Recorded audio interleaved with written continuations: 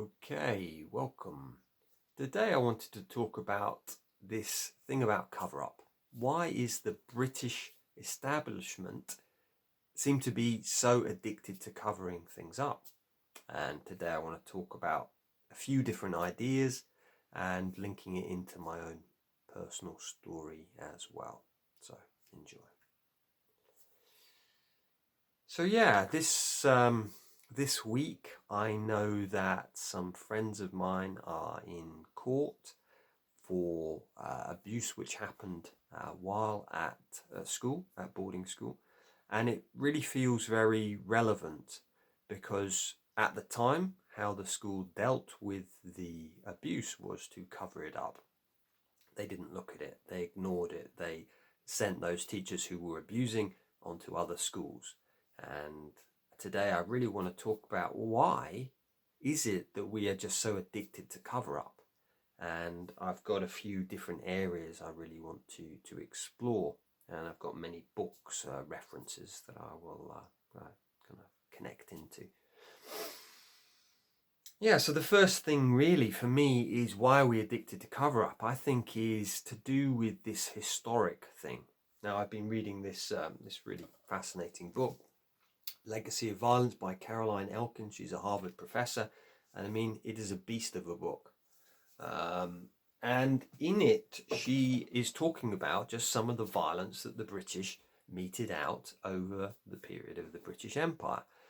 And it's shocking, really shocking, that I, as a British person, I'd never really heard about this. I'd heard about the atrocities of, say, the Germans, the Nazis, but I'd really never heard about any of the atrocities that the British had done. And why I'm kind of drawing on that is I think that what Caroline talks about in quite a few of the instances where there was quite a lot of violence and oppression, it was then covered up. And I'll give you three examples. The first one is she talks about the Boer War, and this was around the time Britain and the Boers, the South Africans, were fighting, and the British set up concentration camps. And during that time, a lot of people died. And there was a lady called Hobhouse, I believe her name was. She was, trying to bring to light that children were dying. And Emily Hobhouse, she was, she basically went over to report on this. And martial law was imposed, and she was ridiculed for speaking up, and it was kind of pushed to one side. At one point she was even kind of bundled up and taken onto a ship, tied up and put onto a ship and sent back to Europe, so she couldn't report on what was happening. And there's photos in here which are just incredible. Children basically emaciated, starved. The other kind of area she talks about in here is in India around the time of the partition. And why this is kind of fascinating is that Britain had obviously been in India for a couple of centuries, through the East India Company, then the British Empire. And, around the 1940s, 50s, we had this time of partition. And I'll read a little bit out from here. In the final days of the Raj, document piles were the repositories of the British Empire's smouldering remains in India. In the infamous Red Fort's main courtyard, British agents dumped wheelbarrows full of files into bonfires that lit up New Delhi's skies for weeks. They culled, purged, and reduced to ash documents that, if they fell into the wrong hands, would embarrass His Majesty's government and undermine Britain's past, present, and future claims as the purveyor of moral authority throughout the world.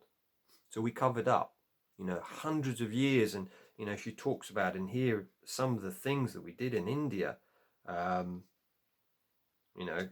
She says here some such violence included corporal punishment, deportations, detentions without trial, forced migrations, killings, sexual assaults, tortures, and accompanying psychological terror, humiliation, and loss. And so these were the things that we were burning, we were hiding. So I think that's the second thing. And then the other thing she talks about here is the Mau Mau. So this was in the 1950s in Kenya, some of the atrocities. Again, what we did there. Again, I'll reference to what she says. A pattern emerged similar to elsewhere in the empire, whereby prosecutions for torture and murder in Kenya's screening operations and detention camps and villages were either buried or, in the rare instance where guilt was assigned, mitigating circumstances often prevailed. So they were basically covered up. So I think, for me, why is Britain addicted to cover up? Its first reason is it's historic. It's like, this is just what we've done over hundreds of years. And, you know, more recently, we've got the NHS, we've got the Post Office, we've got Jimmy Savile, we've got Mohammed al Fayed. This is what we do. We get something comes in and we cover it up. So it's like, it's just, well, it's a default to do. Now, I'll kind of cover a couple of other reasons why that is. Second reason is to do with the psychological side of things. So what Joy Schaverien talks about in her book, Boarding School Syndrome, is, you know, many of the people in the British establishment have been to boarding school. And there's a specific process which goes on, which she calls splitting. This idea that we split between home life and boarding school life. And this kind of, almost in the psyche, it creates this cover-up. And I'll read a little bit about this. But many of the people in positions of power for the last couple of hundred years have been to these institutions. You've got, you know, people like Winston Churchill, Richard Branson, David Cameron, Boris Johnson, Bear Grylls. Many people have been to these institutions. So it's like there is that splitting. So when you learn to cover up within yourself, you're going to cover up outside. You know, it's, as Jung says, the psychological rule says that when an inner situation is not made conscious, it happens outside as fate. So what we you know, what we do within, we're going to do without. So Joy says in here, she says the boarding school self and home self are from that moment separated. The child who has lost all that is familiar has to appear to conform in order to survive. Secretly, he or she may be resisting, so that whilst appearing to play the game the way the bullies, staff, or other representatives of the system require, a fragment of the former self remains intact. This is the moment of the creation of the boarding school syndrome. Vulnerability is hidden from then on. So it's hidden, it's covered up.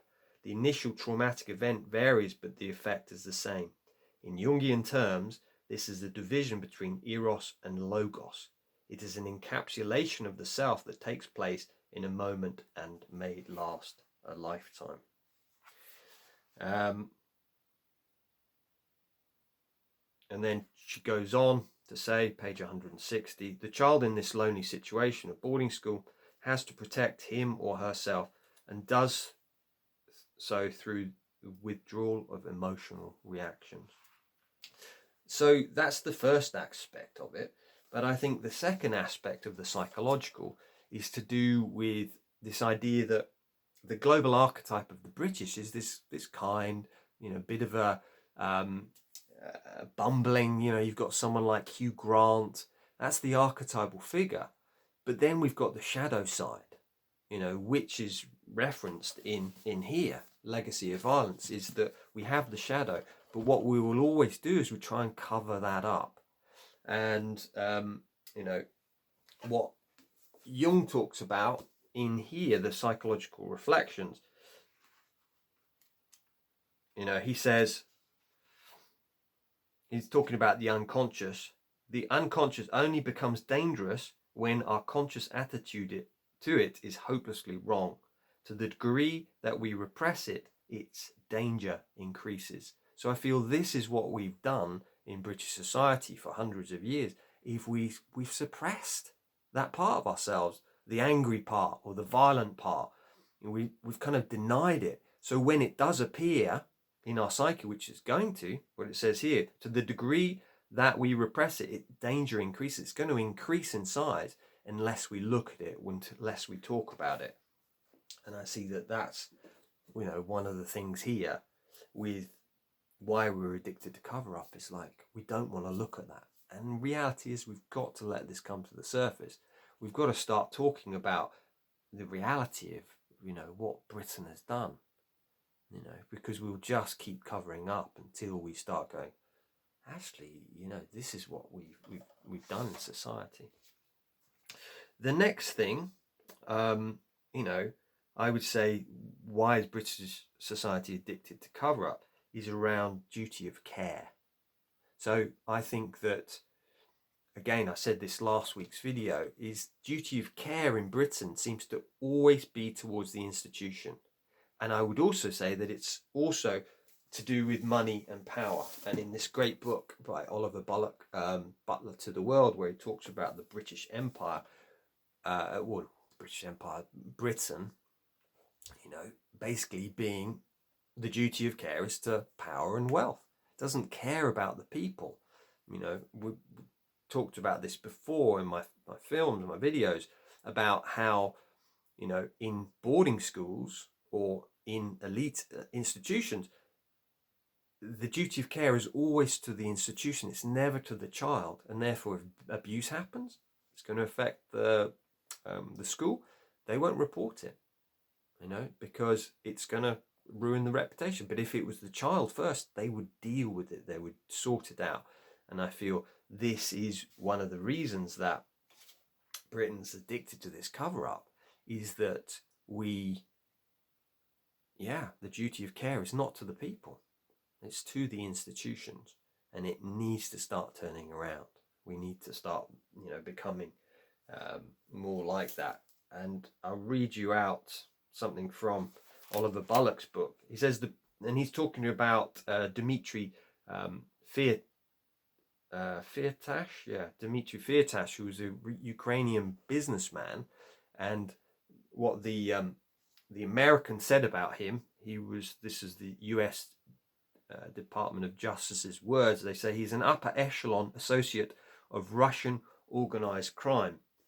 Now, while the DOJ were investigating him, we were giving him awards in Britain. And it says here, the British government's focus had been on making as much money as possible, and it had actually subcontracted its checks on the origin of that money to Firtash's own lawyers, while ignoring anything that stood in the way of closing the sale.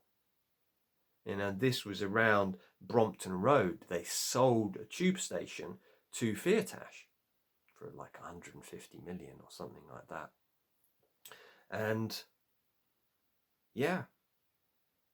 they didn't investigate this, so they just covered it up. So that's kind of the third reason, really, is that duty of care. So duty of care is, it's not to the people. I think if it was to the people, they wouldn't cover it up. It's like, well, no, that's not for the best of the people. And that's kind of, I'm coming up to 15 minutes. I think I'll stop there. But I think it's this idea, really, of those three aspects. One is historical. This is just what we've done. We've just covered things up.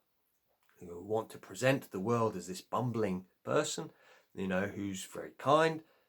But we don't want to look at the shadow of the violence and the anger and, the atrocities that Britain has done. And therefore, when we do that, which we're going to, be corrupt, we hide it, we cover it up, because we don't want almost society to see that shadow part. And as Jung says, it's going to grow, it's going to become more dangerous. And then the other thing, psychological, and also, being addicted to power and money. So, just some ideas there. If that resonates, please do let me know. I do recommend reading Caroline Elkins' book and also Oliver Bullough's book as well. Lots of thoughts there. Please do comment below. Thank you.